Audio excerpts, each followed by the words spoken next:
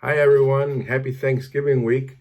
Here's my action plan for leading and managing a differentiated classroom in art.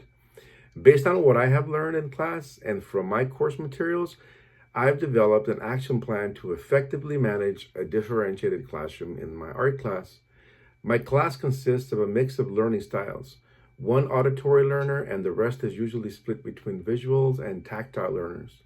By using the insights from my class group, I will structure my classroom philosophy to meet the diverse needs of my students while fostering creativity and ensuring that they thrive in a disciplined, organized environment.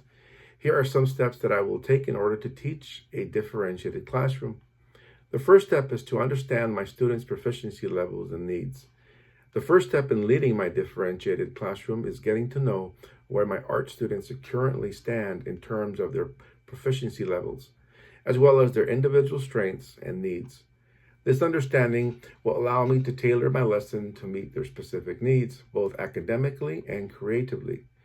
Building relationships with my students on a deeper level will help me to understand how best to support their learning journey and address any gaps in their knowledge or skills.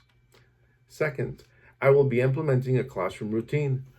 To promote organization and behavioral discipline, I will establish a structured routine within my classroom.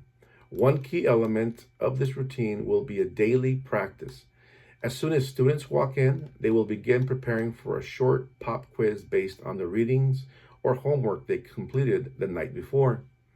This quick check-in will help students familiarize themselves with classroom expectations and gain confidence in their ability to meet them.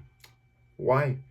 By creating a consistent routine, I will be able to assess the level of readings each student has for the day's lesson. The quizzes or short assignments will provide valuable insights into their comprehension and ability to apply the material.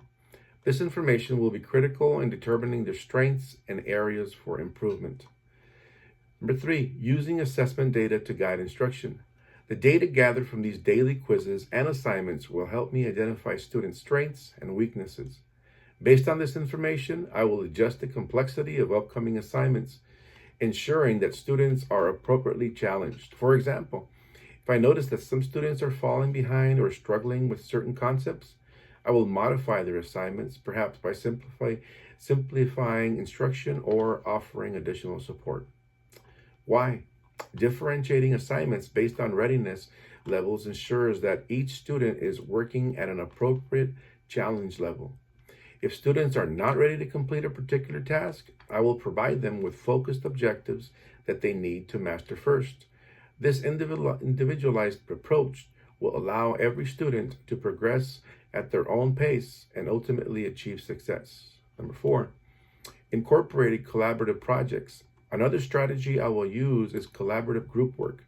I believe that group projects, particularly in art, can foster creativity, self-reflection, and emotional response.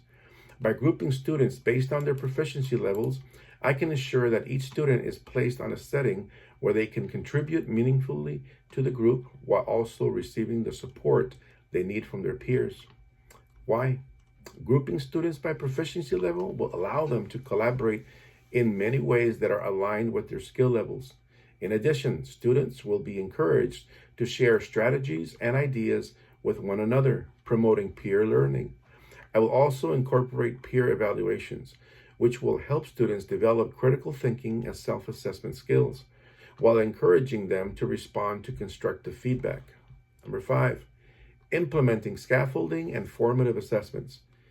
To support students in mastering key concepts, I will implement more formative assessments and scaffolding techniques throughout my lessons.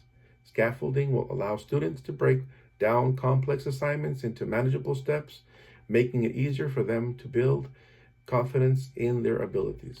Thank you so much.